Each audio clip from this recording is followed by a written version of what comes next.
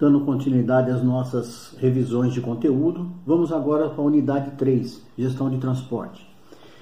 Sabemos que dentro da área da logística, a atividade de transporte é extremamente importante, porque dela depende do deslocamento de todas as mercadorias, os produtos, matéria-prima, enfim, né?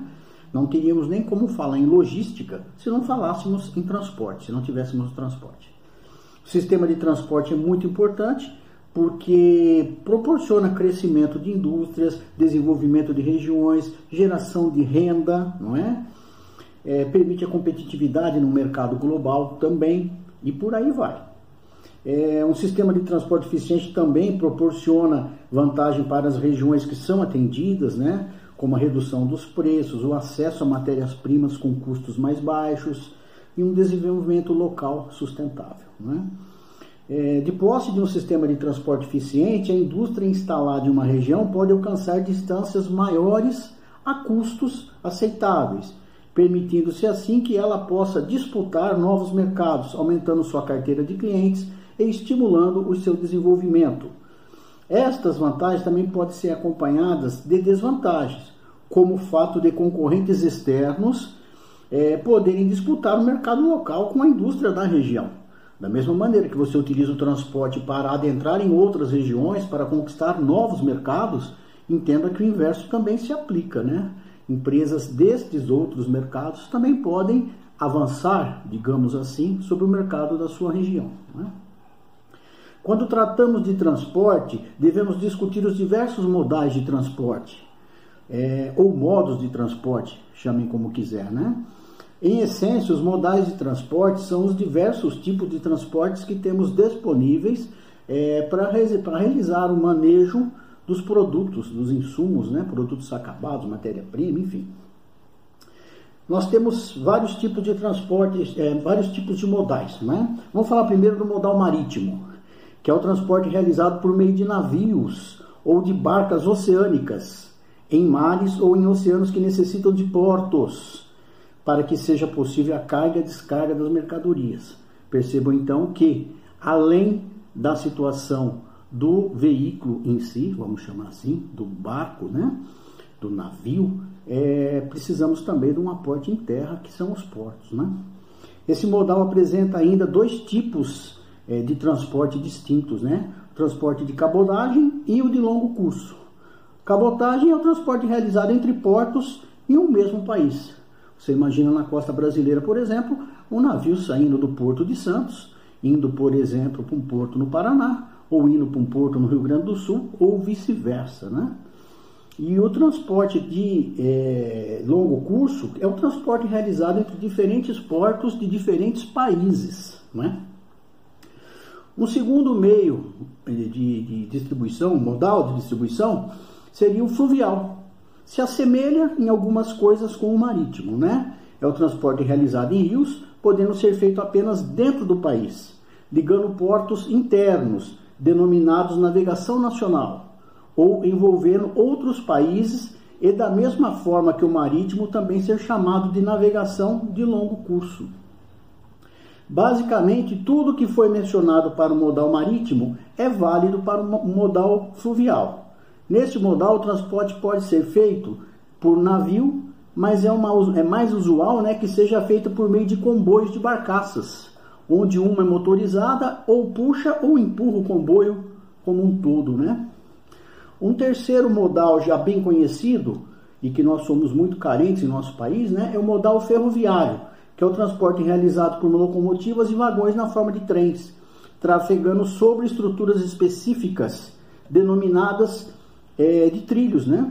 A característica principal que nesse meio de usual de transporte é que você não tem flexibilidade.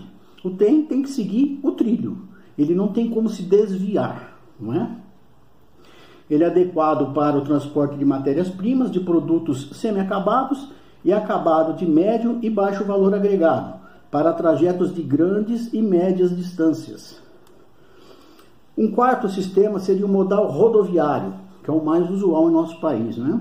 É o transporte realizado em estradas de rodagem, asfaltadas ou não, com a utilização de veículos como caminhões, carretas, sobre pneus de borracha. O transporte rodoviário pode ser realizado em território nacional ou internacional, até mesmo utilizando-se estradas de vários países em uma mesma viagem. Não há necessidade de nenhuma estrutura específica para o carregamento e descarregamento dos produtos, né?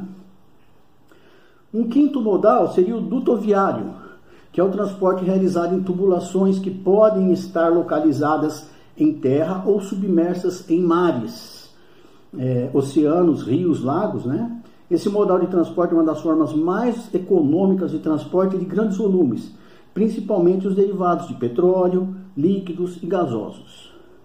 Um sexto modal é o aéreo. O transporte realizado por meio de aviões, os quais necessitam de aeroportos para pouso, decolagem, descarregamento e descarga de produtos. O transporte aéreo é caracterizado pela sua rapidez no deslocamento da carga. Por outro lado, é um transporte de alto custo. Se nós formos fazer uma análise comparativa muito simples dos modais, né, a gente vai entender que eles são muito diferentes, portanto precisamos fazer uma análise comparativa detalhada, não é? Devemos levar em conta o custo, a cobertura de mercado, o comprimento médio do percurso em quilômetro, a capacidade do equipamento de transporte, se é tonelada, a velocidade, tempo de trânsito, né? A disponibilidade, o grau de competição entre os players que atuam nesse transporte, né?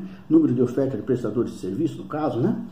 Tráfego predominante, o valor, o tráfego por peso, por unidade transportada, né? A confiabilidade, nível de risco que envolve esse transporte e tudo mais. Ou seja, a comparação, quando feita uma análise comparativa dos modais, existem várias variáveis que o gestor precisa pesar na hora de optar por um deles ou até por mais de um deles para o deslocamento do mesmo tipo de produto, né? Temos aí também um outro tema nessa unidade que refere-se ao custo de transporte, né? O custo de transporte é basicamente constituído pela soma de insumos, como mão de obra, energia, materiais diversos, equipamentos, instalações físicas, enfim, coisas que são necessárias para a realização de um determinado serviço. No caso, um transporte, né? Que são avaliados monetariamente. A gente pode dizer também que esses custos são divididos em duas grandes classes, custo direto e custo indireto. O custo direto são todos os itens de custos diretamente relacionados com a operação de transporte, como, por exemplo, os motoristas, o combustível, o custo de capital de veículo e por aí vai. Já o custo indireto, né, os custos indiretos, são despesas relacionadas à organização, organização e que não estão diretamente relacionadas com a operação de transporte. Por exemplo, setores de contabilidade, de vendas, de recursos humanos, secretaria da organização, condomínio do prédio administrativo, esse tipo de coisa, ok? Além disso, os custos também podem ser divididos em custos variáveis e custos fixos, né? Os custos variáveis correspondem aos itens que variam por causa do aumento da produção, como combustíveis, pneus, horas extras e tudo mais. Já os custos fixos são representados pelos investimentos em ativos permanentes, como equipamentos, pátios, terminais, estes itens. Temos aí alguns fatores que impactam no custo do modal de transporte, né? A gente pode analisar os fatores que impactam nesses custos sob três óticas: as características do produto, as características do mercado, tipos de contrato em razão da capacidade dos veículos que são utilizados para esse transporte desses produtos, né? Alguns fatores inerentes ao produto influenciam diretamente os custos, dentre eles a densidade do produto, a facilidade de acomodação no veículo, a facilidade de manuseio, enfim, são coisas que podem demorar mais, fazer com que se demore mais ou menos a hora de for transportar esses produtos. Ok? Essa unidade basicamente é esse conteúdo.